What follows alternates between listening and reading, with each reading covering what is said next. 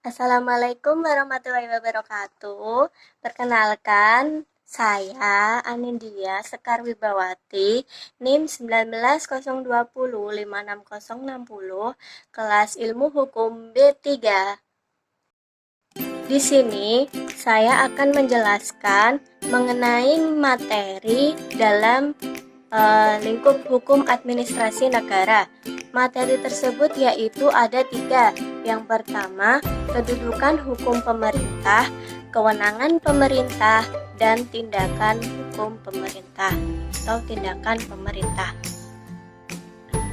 Materi yang pertama adalah kedudukan hukum pemerintah. Nah, pemerintah di sini itu dalam pergaulan hukum biasanya tampil dengan twi pattern atau 2 kepala. Yang pertama adalah sebagai wakil jabatan dan yang kedua sebagai wakil dari badan hukum. Selanjutnya adalah mengenai 2 perspektif. Dalam hal ini, dalam perspektif hukum publik itu, negara adalah organisasi jabatan.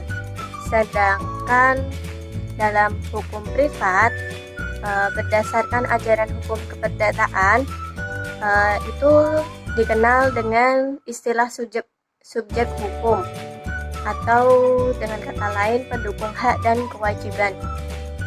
Subjek hukum ini terdiri dari 2.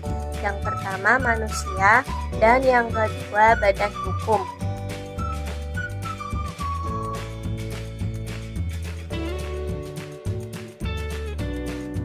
Di dalam organisasi jabatan tersebut itu salah satunya terdapat jabatan pemerintah.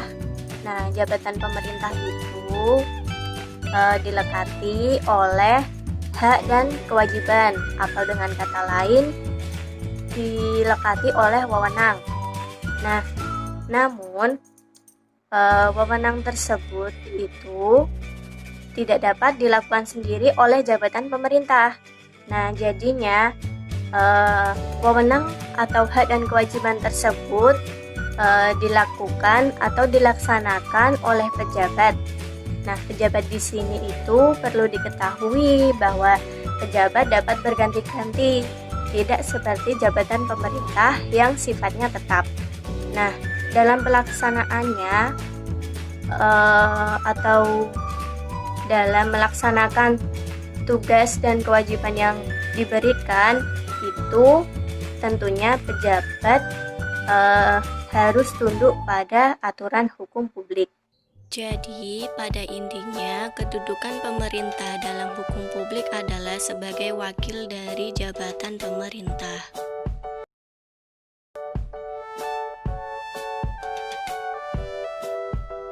Dalam macam-macam jabatan ini itu,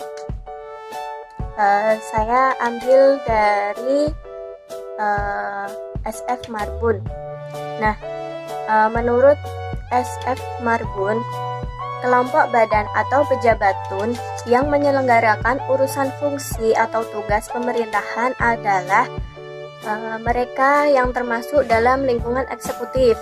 Kemudian yang kedua, menyelenggarakan urusan desentralisasi, dekonsentrasi. Yang ketiga, pihak ketiga atau koperasi, yayasan, bank yang didirikan dan diawasi oleh pemerintah.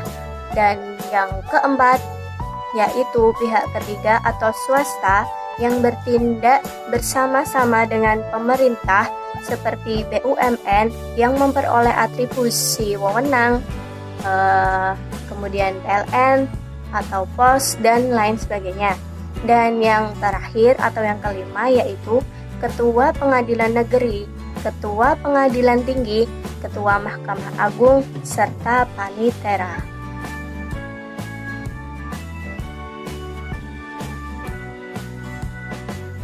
Pemerintah itu merupakan wakil dari badan hukum yang tentunya harus tunduk pada aturan hukum perdata. Jadi, pada intinya, kedudukan pemerintah dalam hukum privat adalah sebagai wakil dari badan hukum.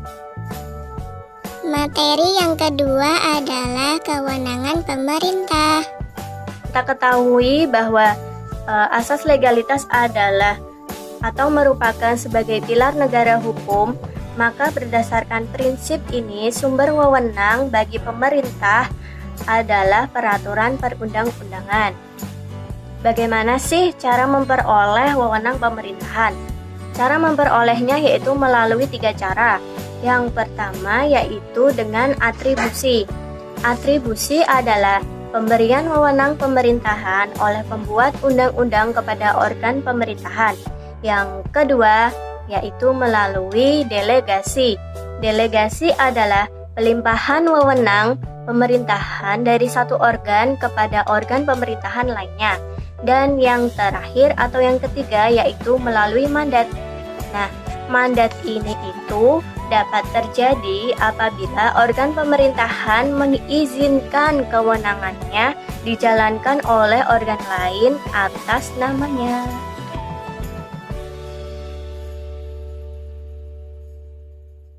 Materi yang terakhir atau yang ketiga adalah tindakan pemerintah.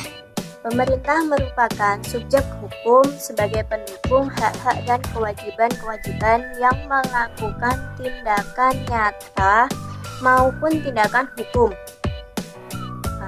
Yang dimaksud tindakan nyata di sini adalah tindakan yang tidak ada hubungannya dengan hukum, sehingga tidak dapat menimbulkan akibat hukum. Nah, yang dimaksud dengan tindakan hukum adalah tindakan yang dimaksudkan untuk menciptakan hak dan kewajiban.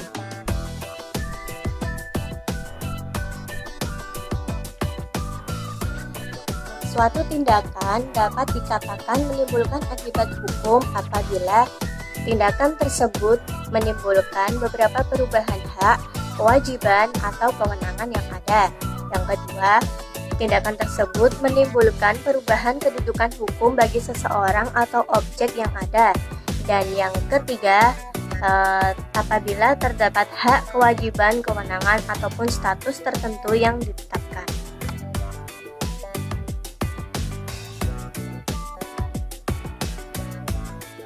Unsur-unsur di sini terdapat 4. Yang pertama, perbuatan itu dilakukan oleh aparat pemerintah dalam kedudukannya sebagai penguasa maupun sebagai alat kelengkapan pemerintah dengan prakarsa dan tanggung jawab sendiri. Yang kedua, perbuatan tersebut dilaksanakan dalam rangka menjalankan fungsi pemerintahan. Yang ketiga, perbuatan tersebut dimaksudkan sebagai sarana untuk menimbulkan akibat hukum administrasi. Dan yang keempat, perbuatan yang bersangkutan itu dilakukan dalam rangka pemeliharaan kepentingan negara dan rakyat.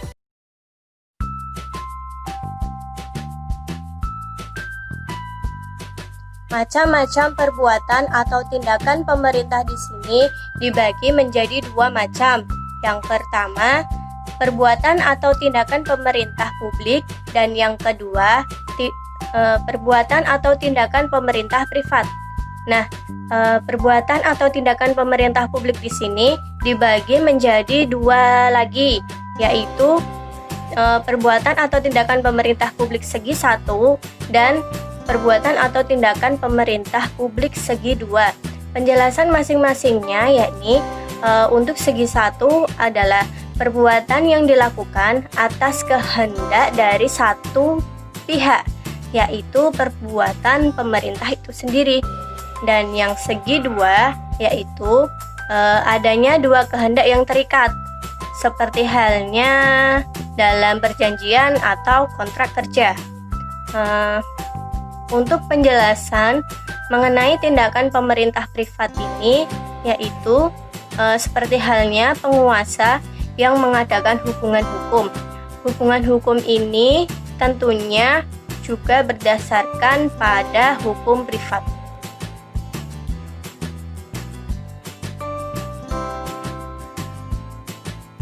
Karakteristik tindakan pemerintah di sini itu ada 4. Yang pertama yaitu tindakan tersebut berdasarkan peraturan perundang-undangan. Yang kedua, perbuatan hukum publik itu sifatnya sepihak. Yang ketiga, kewenangan diberikan organ pemerintah tertentu. Dan yang terakhir yaitu adanya asas legalitas. Cukup sekian penjelasan materi yang dapat saya sampaikan. Mohon maaf apabila terdapat kekurangan dan kesalahan dalam penyampaian materi ini. Billahi taufiq wal hidayah. Wassalamualaikum warahmatullahi wabarakatuh.